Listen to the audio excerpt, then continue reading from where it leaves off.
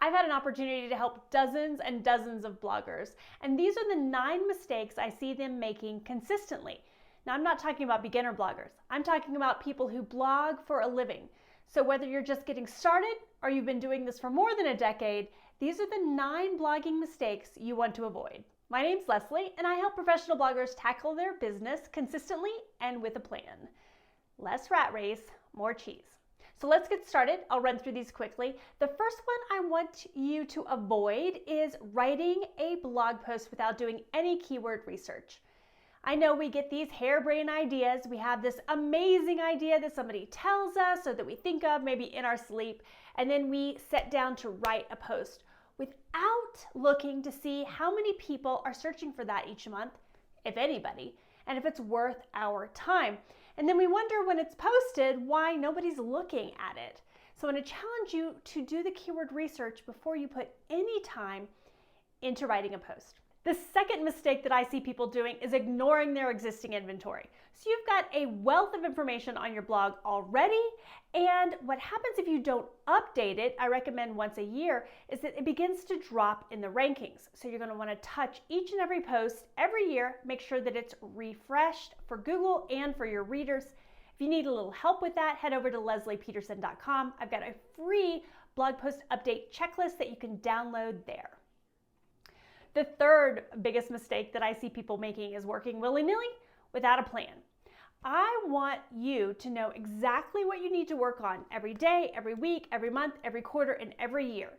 And more importantly, have a system in place for tackling those things and document them. Because even if you're not big enough now, you will be large enough one day to pass that work on to a VA or another editor, and you want to have all of your plans in place.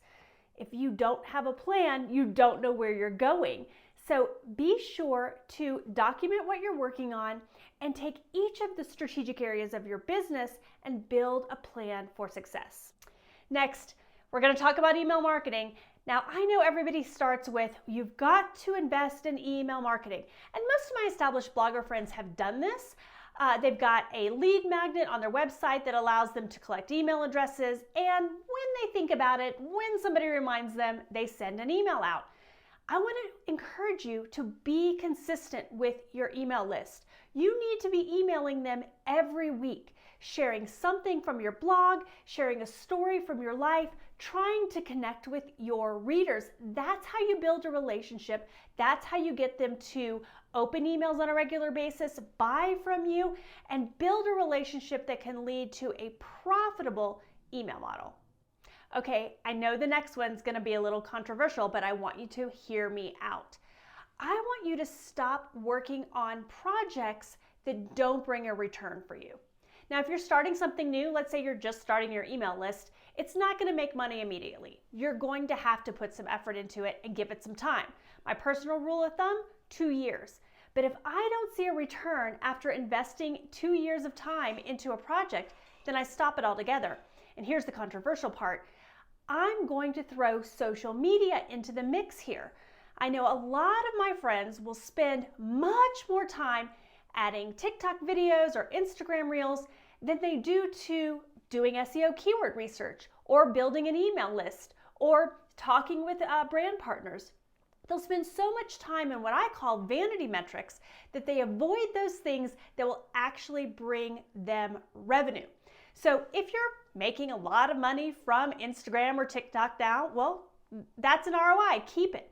But I want you to evaluate all the areas in your blog that are not making you money and consider just crossing them out for 2023.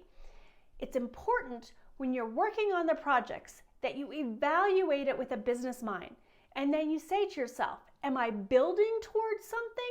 Keep going. Have I been working on this for quite a while and it's not giving me a return? Cut it. Because a business, a corporation, a Microsoft or IBM, they don't have people just sitting in the hallway doing nothing, just taking money from them.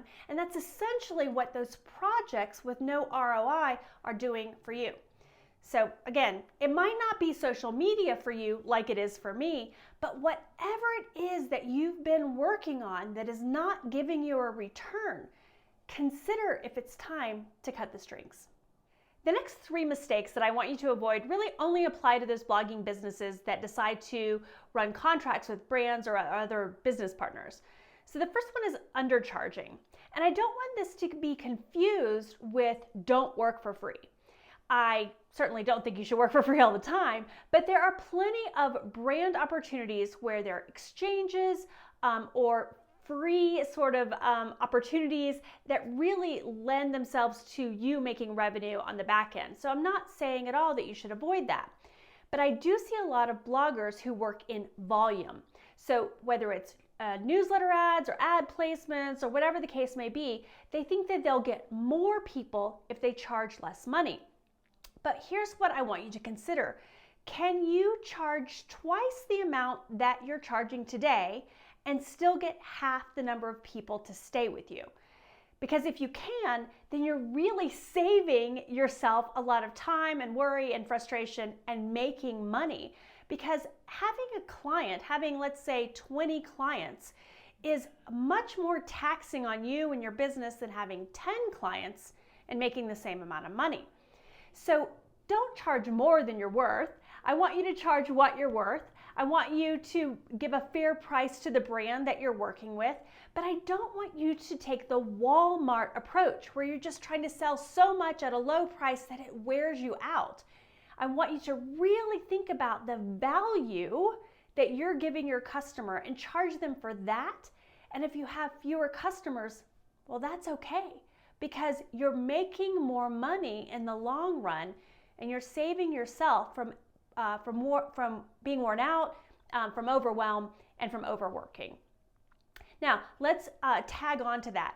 I want you to have an email list. We talked about this before, but not just for your readers. I want you to have a B2B email list. So this is a mistake I see a lot of bloggers making, not building a regular rapport with those brands that they're interested in working in. So I recommend sending a B2B email every quarter to PR people, to marketing people, to everybody in your business who is a potential buyer. And that buyer doesn't have to mean necessarily a revenue transaction. It could mean an exchange of some sort. It could mean helping one another out. It could be a partnership that is maybe different than them writing you a check. But whatever that business relationship is, you want to nurture that. So don't avoid building an email relationship with those people. And finally, in this area of working with brands, I want you to do what Amy Porterfield calls DSD. Do something different. So if all you do is offer Instagram reels and writing posts on your blog and that's it, well, you're gonna look like every other Tom, Dick, and Harry out there. I want you to think of something unique, an angle that you're bringing, a special type of promotion, a special type of product. You've got to be different than everybody else. No one wants a vanilla ice cream. You've got to bring some sprinkles, maybe some Heath Crunch on top, whatever it takes in order to stand out from the crowd. So that's your assignment today. I want you to think about what you're going to do different next year that's going to look different than every other blogger in your space. Here's the final mistake that I see people making, and that's waiting too long to hire help. There are a lot of people out there who are willing to work for $15, $17 an hour that can help you. You cannot wait until you're making $500,000 a year in order to hire someone to help. There are plenty of great opportunities out there to hire people to help you update your posts, help you take pictures, maybe hire somebody like Virtual Powerhouse we talked about in the last video to help you with your Pinterest strategy. Don't wait until you're overwhelmed and overworked before you look for somebody to help you. So here's what I want you to do. I want you to tell me in the comments below which one of these 9 mistakes resonated with you most and what you're going to work on in the coming months.